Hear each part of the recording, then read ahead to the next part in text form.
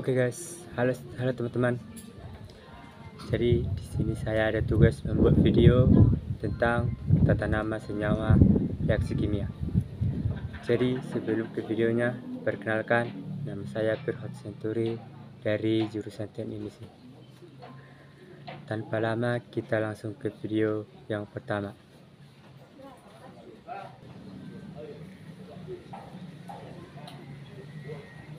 Oke, materi yang pertama adalah bilangan oksidasi. Bilangan oksidasi adalah muatan relatif suatu atom dibandingkan atom lain dalam molekul dan ion. Adapun beberapa aturan bilangan oksidasi yaitu: yang pertama, untuk bilangan oksidasi golongan 1A menggunakan positif 1. Untuk bilangan oksidasi golongan 2A yaitu positif 2. Untuk golongan 7A yaitu minus 1. Untuk oksigen yaitu min 2, dan untuk hidrogen yaitu plus 1.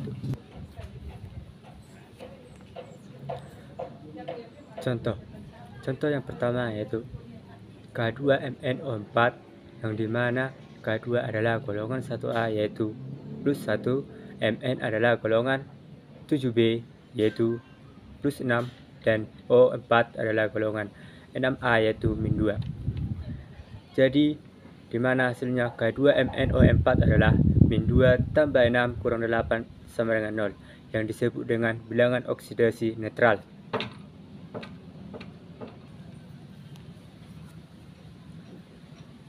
Materi yang kedua adalah tata nama senyawa biner ionik. Senyawa biner ionik adalah senyawa non-logam dengan rumus senyawa ion ditentukan berdasarkan muatan kation dan anionnya, sehingga terbentuklah persamaan jumlah muatan positif dan jumlah negatif yang sama seperti Bx A plus tambah Ay B minus menghasilkan XbYa. Contoh, Jn 2 plus tambah 2Cl minus menghasilkan CnCl2. Senyawa biner terdiri atas atom logam dan non-logam dengan menyebut nama kation atau logam dan diikuti dengan anion dengan akhiran ida. Contohnya, pertama, Na plus tambah Cl minus menghasilkan NaCl dengan nama senyawa nation klorida. Dan yang kedua, 3Mg 2 plus tambah 2N 3 minus menghasilkan Mg3N2 dengan nama senyawa magnesium nitrida.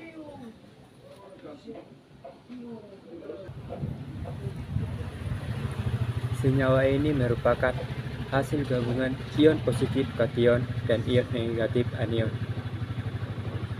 Cara menamai senyawa ionik berdasarkan upah dengan menuliskan nama unsur logam diikuti dengan unsur nama non-logam dan ditambah akhiran ida, seperti contoh yang di atas tadi, dengan diasingkan dengan non-logam tambah logam tambah ida.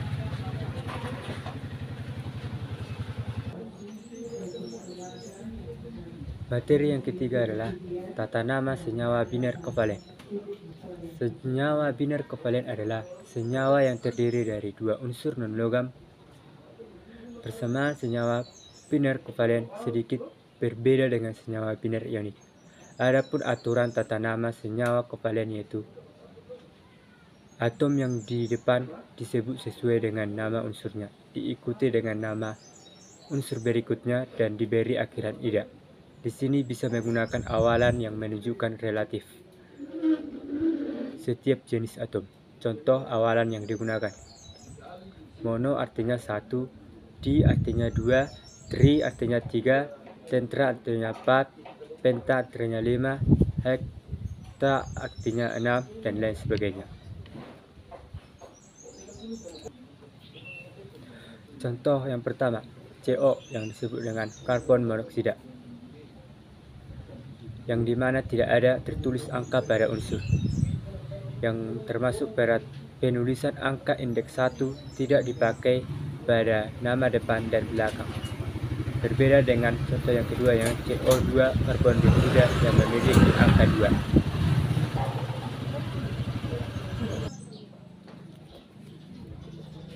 Contoh kedua adalah mengikuti angka yang ada pada unsur seperti NO5 dengan nama senyawa nitrogen pentaoksida, di mana angka 5 disebut dengan penta dan ditambahi dengan oksida menjadi pentaoksida.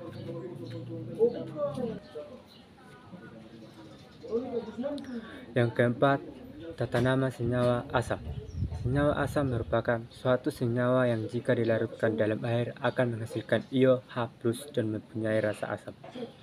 Penulisan tata nama senyawa ini dimulai dengan menuliskan unsur asam terlebih dahulu, lalu diikuti dengan nama asam anionnya. Senyawa asam dibagi menjadi dua, yaitu yang pertama asam nonoksi, di mana asam organik yang tidak mengandung oksigen di dalam rumus kimianya.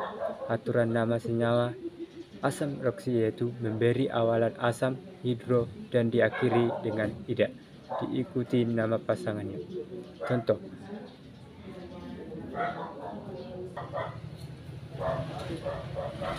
HF asam fluorida dan HCl asam fluorida. 2. Asam oksi, asam organik yang mengandung oksigen. Aturan tata nama senyawa asam oksi.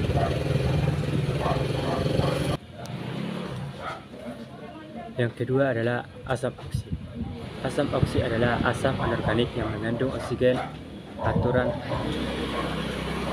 tata nama senyawa asam oksi. Yang pertama, menulis kata asam. Yang kedua, diberi akhiran at dan it. Contoh: akhiran it, H2SO3 yang diberi nama asam sulfit. Contoh akhiran at, H2SO4 yang diberi nama asam sulfat. Yang kelima, tata nama senyawa basa.